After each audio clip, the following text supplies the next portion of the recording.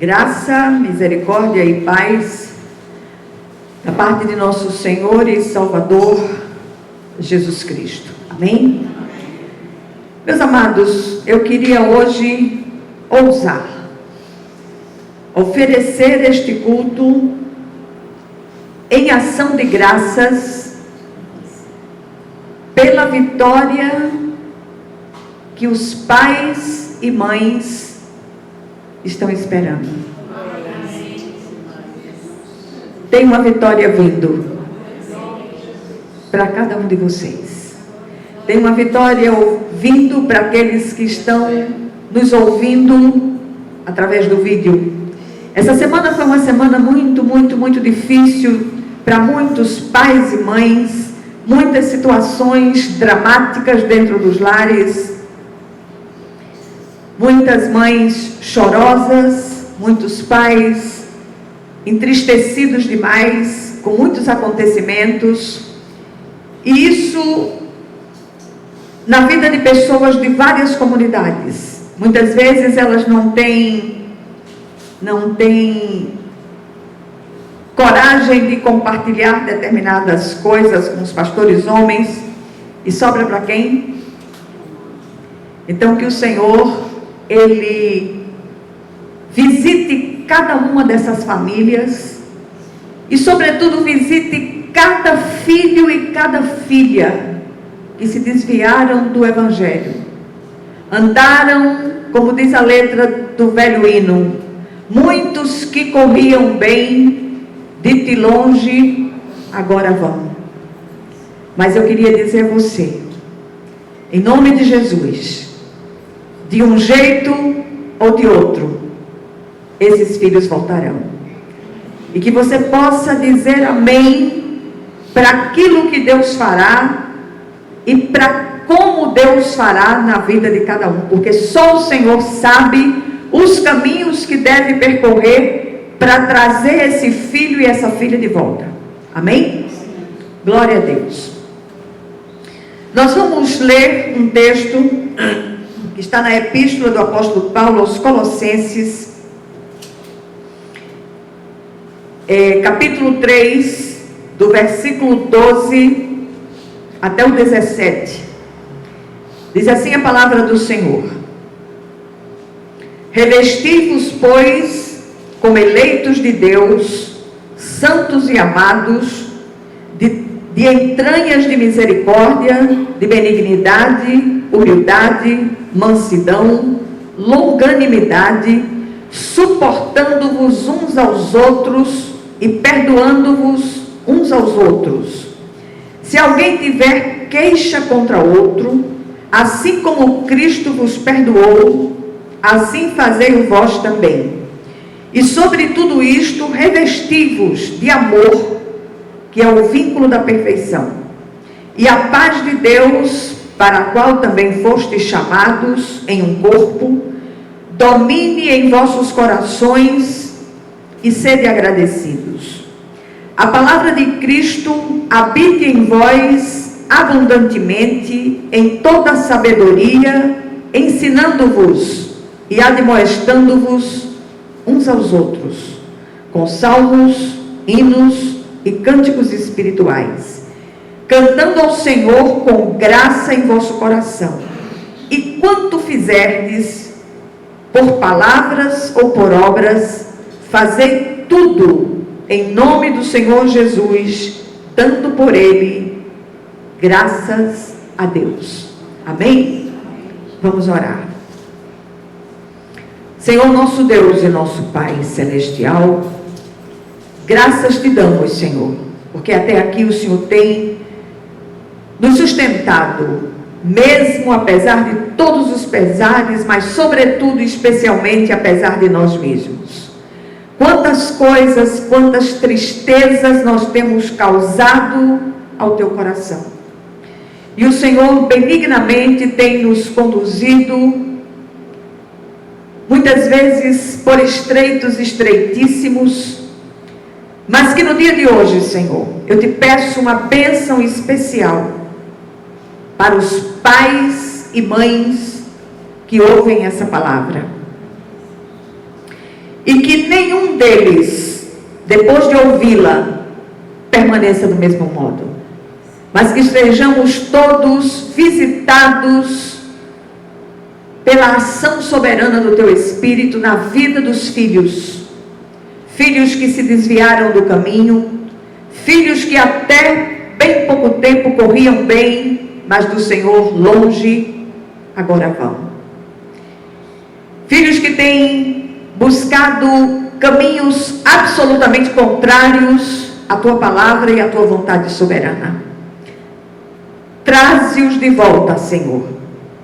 E do jeito que o Senhor fizer, nós vamos dizer amém e glorificar o Teu nome. Só não permita que se percam. E que assim seja em nome de Jesus. Amém. Essa epístola aos Colossenses, ela apresenta Jesus como cabeça da igreja. E a grande tarefa da semana para todos é ler toda a epístola aos Colossenses. Leia, faça grifos, ore, peça que o Espírito de Deus traga luz de entendimento celestial para que você compreenda aquilo que Ele deseja ministrar a cada um de nós.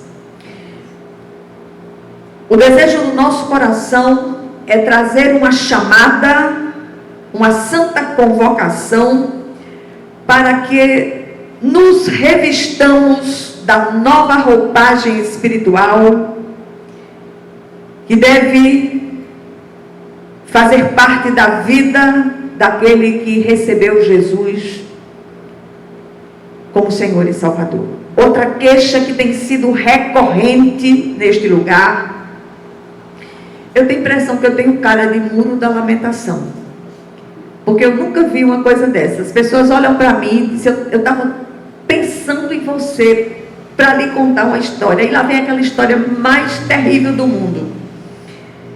E nesses dias, essas histórias todas foram a respeito de filhos e filhas.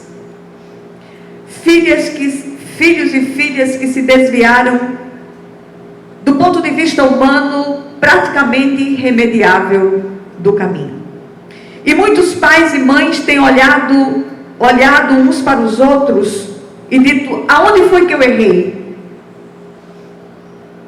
Por isso a gente está trazendo o apóstolo Paulo falando aos Colossenses, mostrando aquilo que nós devemos ser como igreja do Cristo, a partir de dentro dos nossos lares, a partir de dentro das nossas casas. Uma coisa que tem me entristecido muito nos últimos tempos, e essa queixa tem sido recorrente por parte de vários irmãos e irmãs, é a postura de 2 pesos e 2 medidas. Dentro da igreja, aquele irmão, aquela irmã é aquele santo, santo, santo que só falta cantar esse hino para ele e para ela. Quando passa da porta para fora, são as pragas. Envergonham o evangelho do Senhor. Agem de modo contrário à vontade do Senhor. Tratam aqueles que estão à sua volta, sobretudo os seus empregados, com rudeza, com grosseria.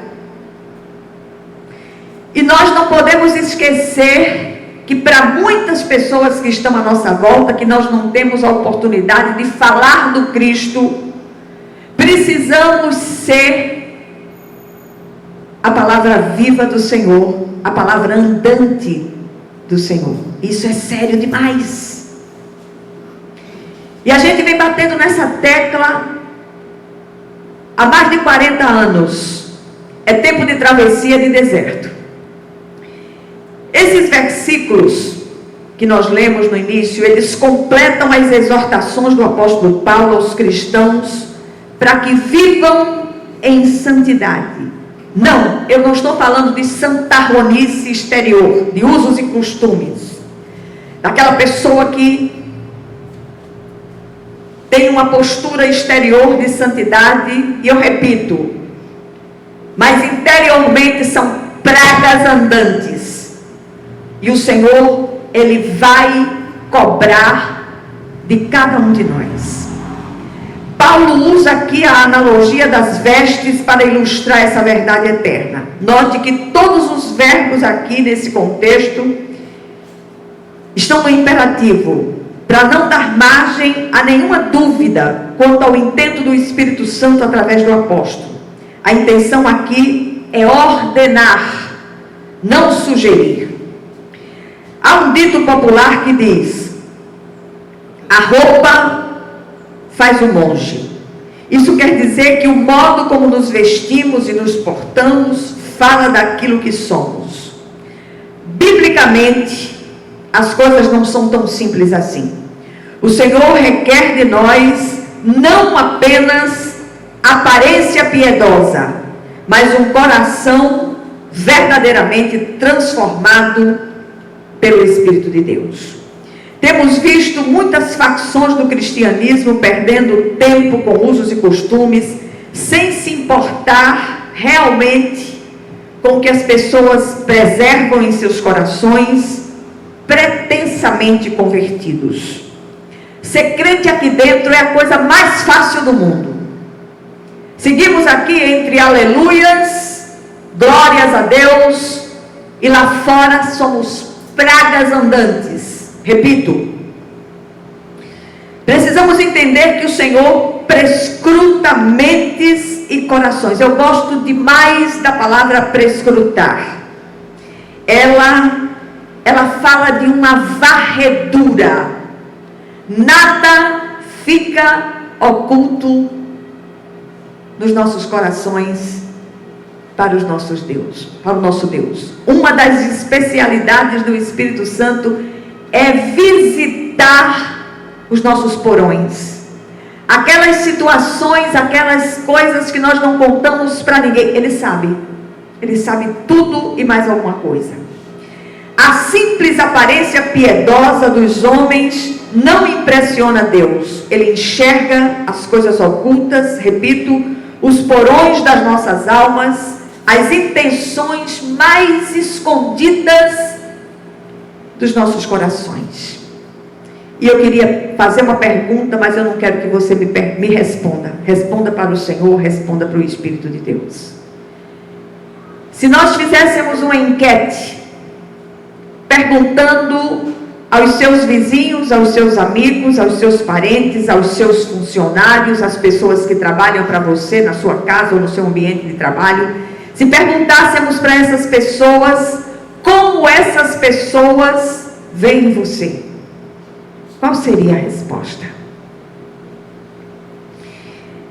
A palavra ainda não chegou aos nossos lábios, o Senhor já a conhece. Por isso Paulo exorta seus leitores a se despirem da velha mortalha do pecado e da antiga vida e colocarem as vestes santas da nova vida em Cristo, que nada tem a ver com exterioridades, comprimento de saia, modelo de roupa, nada disso. Essa vestimenta, ela é espiritual. Como se vestir do Cristo? Que vestes são essas de que o apóstolo está falando aqui? Primeiro, as vestes da graça de Deus.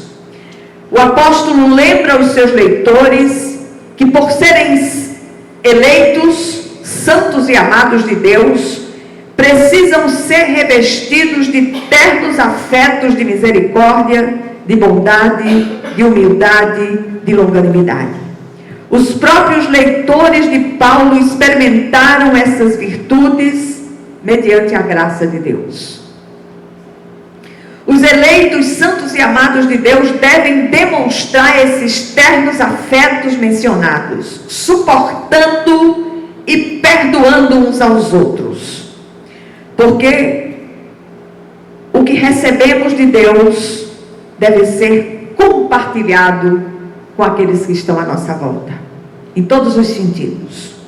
Essas vestes da graça, ao serem experimentadas, suscitam em nós o amor incondicional de Deus como grande vínculo da perfeição.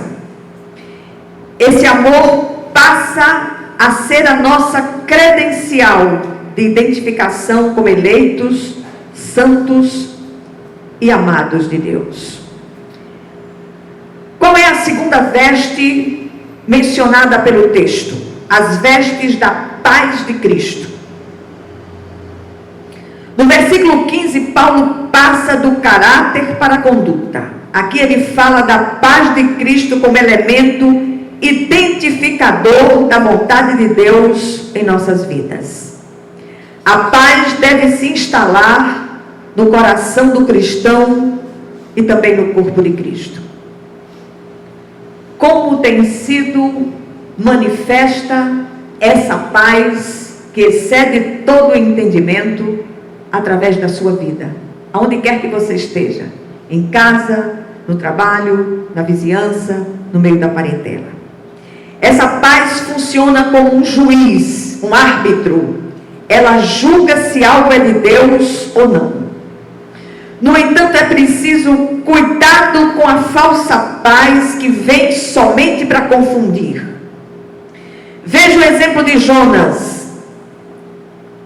Ele era um profeta de Deus, mas desobedeceu a sua vontade deliberadamente e ainda sentiu paz, ao ponto de dormir no meio de uma tempestade. Dizer simplesmente estou sentindo paz nessa questão não é prova suficiente que estamos fazendo a vontade de Deus. Escuta isso aqui, sério demais. A paz no coração precisa estar alinhada com a paz na igreja, na família e em concordância com a palavra de Deus. Se há paz no seu coração, mas ainda não há no coração dos familiares, principalmente do cônjuge, nem tampouco do corpo de Cristo, a igreja, devemos esperar até que tudo se alinhe, inclusive com a palavra de Deus. Nada perdemos por esperar pacientemente a vontade e a hora de Deus. Quando o cristão perde a paz de Deus, começa a tomar rumos fora da vontade do Senhor. Quando houver paz, haverá gratidão e louvor nos lábios. Aí vem a terceira veste, que são as vestes da palavra de Cristo. Os que se revestem da palavra se instruem e aconselham-se mutuamente. Porque a palavra de Deus, ela é sabedoria de Deus e manifesta a vontade soberana de Deus. A palavra deve ser para nós a única regra de fé e prática e deve nortear nossa vida. Para isso precisamos ler, meditar e praticar. Deve ser sempre considerada dentro de seu respectivo contexto. Lembre-se que o adversário também conhece a palavra de Deus e a usou para tentar o próprio Filho de Deus. Cuidado com as revelações, sonhos e visões extrabíblicos que não batem com as Escrituras. Muitos vivem atrás de revelações que não têm base na palavra de Deus. Quando o Senhor revela algo ao seu coração, Ele vai revelar a você através da palavra, vai revelar através do seu cônjuge, vai revelar através da igreja, e você vai ver a glória de Deus descer na situação. Espere que tudo se alinhe. Deixemos de ser meninos na fé, amadureçamos, cresçamos na graça e no conhecimento de Deus. Aí vem a quarta veste, a veste do nome de Cristo. Esse nome está sobre você, sobre cada um de nós. Como cristãos, somos chamados pelo nome de Cristo. Isso é, na verdade, um grande privilégio em se tratando de seres humanos mortais, imperfeitos, mas pela graça e soberania de Deus, temos esse glorioso nome sobre nós. Honremos esse nome. Cada vez que você for tomar uma decisão, fazer uma escolha, dentro ou fora do seu lar, dentro ou fora do seu ambiente de trabalho, pense que o nome do Senhor está sobre a sua vida. Somos observados por homens e por anjos. Anjos eleitos, mas anjos caídos. São aqueles demônios que são a grande torcida contra, esperando avidamente a nossa queda. O nome de uma pessoa assinada em um cheque autoriza o saque. O nome de um presidente em um decreto o transforma em lei. O nome de Jesus Cristo em nós, além de ser a esperança da glória, nos autoriza a orar, curar, libertar, perdoar, levar a salvação às pessoas. Este nome é o salvo-conduto para adentrarmos no Santo dos Santos, na sala do trono, na presença do Juiz Supremo do Universo, o nosso Pai Celestial. Não há um lugar, não há nada que possamos fazer que não seja visto pelo nosso Pai Celestial. Tudo isso porque esse nome está acima de todo nome que possamos referir tanto hoje como eternamente. Nada fazemos de nós mesmos e sem Ele nada podemos fazer. E isso deve ser motivo de ação de graças continuamente. O Senhor tem tirado muitos servos da terra. Se o Senhor o chamasse hoje, se o Senhor chamasse cada um de nós hoje, em que condições chegaríamos na presença do Pai? Que possamos clamar, fazendo aquela oração do salmista: Senhor, sonda o meu coração, vê se há em mim caminhos maus, que certamente os há. Tira-os de mim, Senhor, e me conduz ao caminho eterno. Amém? O que essa breve mensagem nos deixa como lições no dia de hoje? Estamos começando um novo mês, o último mês do ano. Há muitos concertos em nós a serem feitos, em todos nós. Se ainda estamos do lado de cada eternidade, há concertos em curso. Que nos deixemos ministrar, que nos deixemos consertar. Primeira coisa que aprendemos aqui: precisamos nos despir da mortalha do pecado e da velha vida. Como eleitos, santos e amados de Deus, cobertos pela graça do Senhor, precisamos ser revestidos de ternos afetos de misericórdia, de bondade, de humildade, de mansidão e de longanimidade. Segundo lugar, precisamos demonstrar esses afetos suportando e perdoando uns aos outros, em resposta à graça de Deus em nós derramada. O amor de Deus precisa ser em nós credencial de verdadeiros cristãos. Para nós é identificação. Em terceiro lugar, precisamos aprender a discernir a verdadeira paz de Cristo como árbitro em nosso coração e elemento identificador da sua verdadeira vontade. Em quarto lugar, precisamos nos revestir da palavra de Deus para não nos deixar levar por qualquer vento de doutrina. E olhe que são muitos os ventos de doutrina soprados em nosso tempo. E por último, precisamos nos revestir do nome de Cristo como a maior chave de vitória, poder e autoridade concedida aos eleitos, santos e amados de Deus. Que o Senhor, Ele aplique essa porção da palavra aos seus corações. O Senhor quer fazer grandes mudanças em nosso meio, em nossos lares, em nossas famílias.